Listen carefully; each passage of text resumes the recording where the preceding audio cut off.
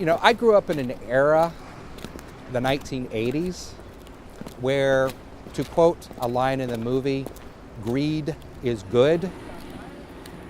Well, those were the 1980s, and that's when there was a lot of emphasis on career development, career building, making lots of money. I'm more of a spiritual person, more of a person that's also academically inclined. I like to engage with people. It took me a while to really accept that about myself and to be in a position where economically I could pursue that passion. And that's what I believe is most important. If you're pursuing your passion, you never have to work a day in your life. Hey everybody! Hey! How y'all doing? Good, how you doing? All right.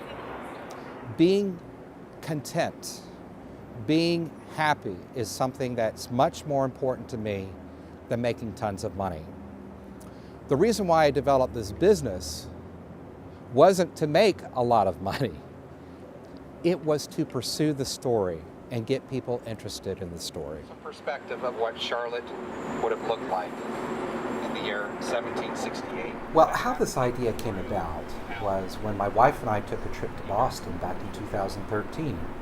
And we signed up for a Boston by foot tour up there of the Freedom Trail. And I thought to myself as we were going along, Charlotte has this Liberty Walk, but there is nothing that provided a consistent presence where newcomers to Charlotte as well as visitors to Charlotte could come and be provided an hour-long tour. Left.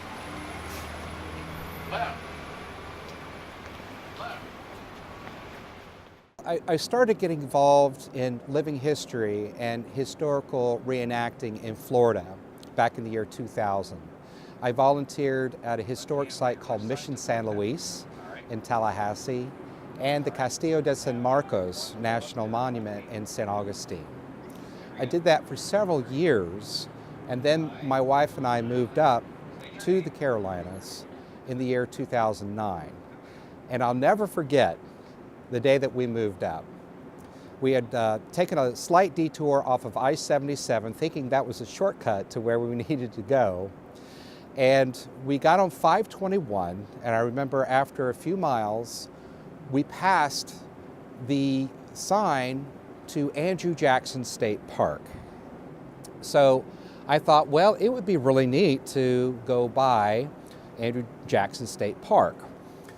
So a couple of days after the move, my wife and I went down to Andrew Jackson State Park and saw what was going on, and I saw a group of guys that were encamped there on site. And so I went over and started talking to them, and I was hooked from that day forward. I've been involved with the New Acquisition Militia Group since 2009, and we participate in several different activities, several different encampments throughout South Carolina, as well as North Carolina. Make ready, hold your fire back here, hold your fire. Make ready, take aim, fire!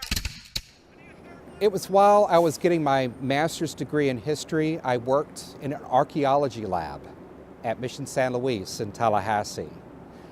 Now, a lot of people, they see artifacts behind the glass. Working in the archaeology lab gave me the exposure to actually handle those artifacts and to see the unique things that were found that aren't necessarily on display. That material culture was something that really spurred me to wanting to preserve the original, because that is where history starts. And then I worked as the curator for the Claude Pepper Library. That gave me the opportunity to understand further the context of history. There's nothing that is more fascinating than reading a document that was handwritten by President Roosevelt just a few days before he died to this particular historical figure, at the Claude Pepper Library. To me, that is history. Okay, well, the reason why I drive to Latta Plantation, why I drive to historic Brattonsville, drive to Charleston, drive to Martin Station, drive for that matter down to St. Augustine, Florida, which is another far piece, is because those of us who do this love telling the story. And because that story is something that requires a lot of people to do. It's not just one or two people. You have to have groups of people to make it really come alive. I consider myself, yes, a public historian, but I also consider myself a storyteller of facts. And being able to go there to that particular site and to convey that storyline to people that come there is something that's important for the overall preservation. It helps to bring about awareness of the importance of these sites. The favorite part that I have about giving these tours is not just the history, it's about engaging with people. I love people. And to be able to give something back, something that's meaningful back to people in some way, some measure, so that they come away with the sense that they have learned something is very important to me.